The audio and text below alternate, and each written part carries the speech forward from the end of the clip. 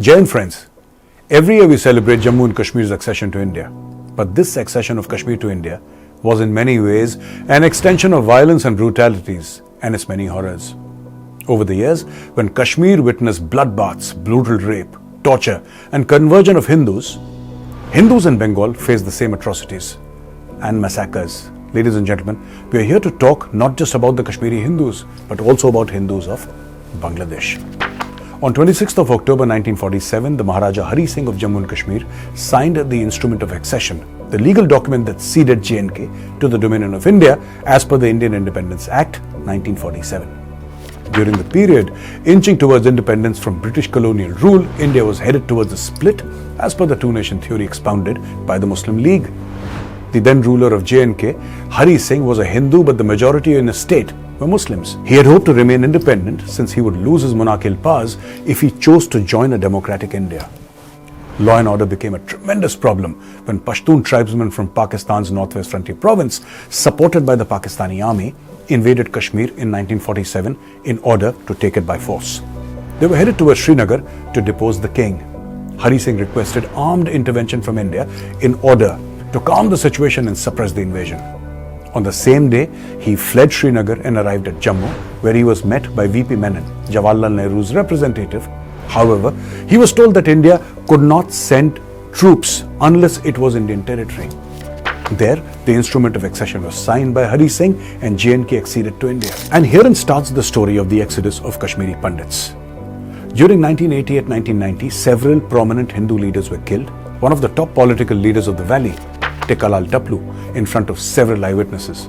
The first day of governor's rule, 19th January 1990, saw the darkest night in the history of the Kashmiri Pandit exodus. In the chilly, wintry nights of January 1990, Kashmiri Pandits received notices demanding their departure from the valley within the day.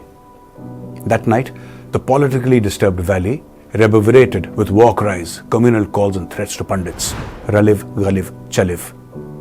Now this is an open threat which translates to convert, leave or die. That was the choice given to Kashmiri Pandits. In a door-to-door mission, Hindu homes were attacked, families killed and many women raped by terrorists.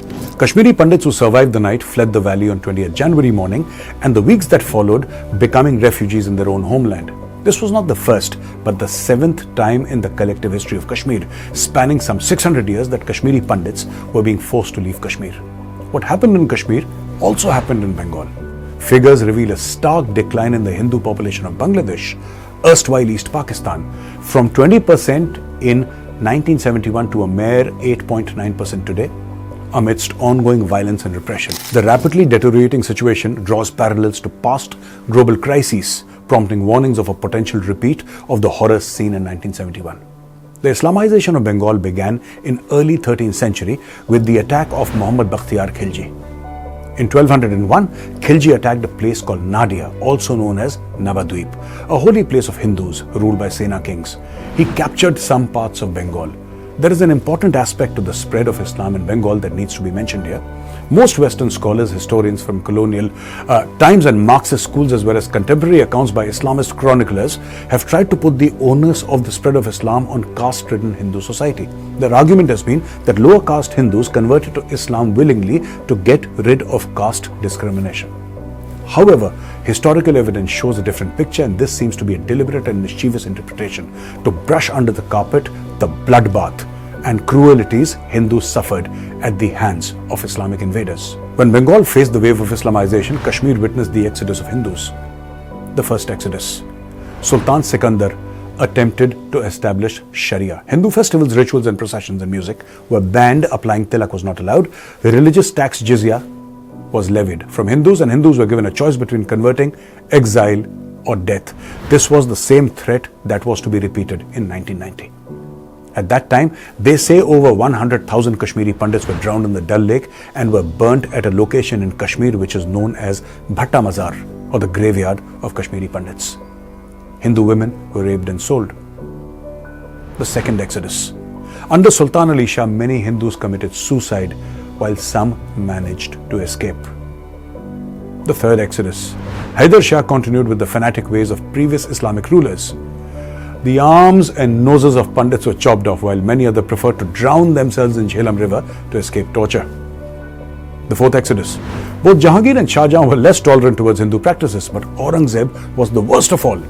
Jizya tax was imposed and forced conversions began. He imposed a strict dress code for Kashmiri women.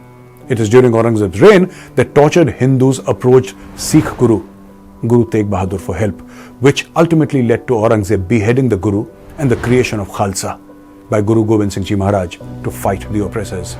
The fifth exodus. Muhammad Khan instructed the governor to persecute non-Muslims or Kafirs with 6 commandants, which also included Hindus not being allowed to ride horses, Hindus not being allowed to wear shoes, and Hindu children being barred from education. They realized that the strength of the Hindu was education, the strength of the Kashmiri Pandit was education. And when you deny Kashmiri Pandits education, you take away their biggest weapon, their mind and their ability to think. Under Afghans, Kashmir entered into an even darker phase of violence and poverty. Afghan rule in Kashmir was a period of brutal tyranny. Hindu granths were confiscated and used to construct a band along the tributary of Jhelum, now called Sut. When killing with the sword got monotonous, the Hindus were put in pairs, tied in grass sacks and drowned in the Dal Lake. Later, leather sacks were used instead of grass sacks. Islamists were free to jump on the back of Hindus to take rides. This practice was called khos. Many Pandits were appointed as kardars or agricultural tax collectors. If the crops failed and ample tax was not bought, these kardars were tortured in any way that the governor pleased. When Kashmir witnessed the exodus for 6 times during the Mughal and the Afghan rule, Bengal saw a number of riots during the pre-partition era. Bengal history has been plagued with such incidences where Hindu temples were desecrated or Hindus were subjugated. This continued till the pre-partition era, and even later Hindus in East Bengal, now known as Bangladesh, had to suffer a bloodbath. These developments also betrayed a distinct pattern which had taken shape since the beginning of the 20th century in Bengal. The Maiman Singh riots. These riots began on April 21st when some Swadeshi volunteers tried to stop some Muslim shopkeepers from selling foreign products at a fair in Jamalpur area. The shopkeepers attacked those volunteers who were primarily Hindus. All strata of Hindu society were targeted and Hindu temples were desecrated. The Calcutta riots. In 1918, Calcutta witnessed riots for 3 days from September 9th to September 11th. In April 1926, riots again broke out in Calcutta and the bloodbath lasted till July. The scale of violence was unmatched in the history of Calcutta.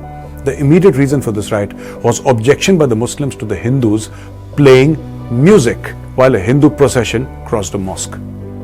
The Dhaka riots. The Dhaka riots broke out when the Islamists objected to an age-old tradition of playing music in a Janmashtami procession. They wanted this music to be stopped when the procession was passing in front of any mosque in the city. The Chittagong riots. The Chittagong riots broke out in August 1931. They differed from earlier riots as the local administration run by the British actively connived with radical Islamists to target Hindus.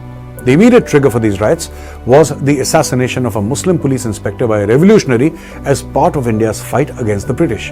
After the funeral of the inspector, a 50,000 strong crowd backed by the British administration went on a rampage against Hindus.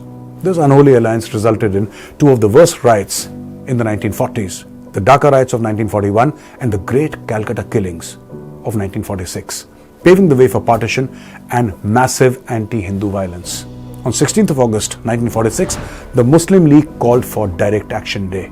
Its leader Muhammad Ali Jinnah proclaimed that we shall either have a divided India or a destroyed India. The violence unleashed on that day set in train a series of events that made the partition of India unavoidable. The Noakhali riots were a series of semi-organized massacres, rapes and abductions combined with looting and arson of Hindu properties perpetrated by radical Islamists in the districts of Noakhali in the Chittagong division of Bengal.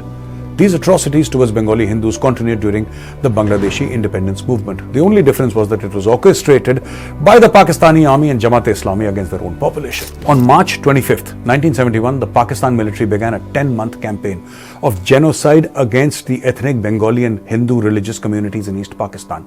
This was called Operation Searchlight. This spurred the 10-month Bangladesh Liberation War and later the 13-day Indo-Pakistan War. In the eyes of the Pakistani military, Hindu, Bengali and Indian identities were one and the same. 1.5 million Bengalis were displaced.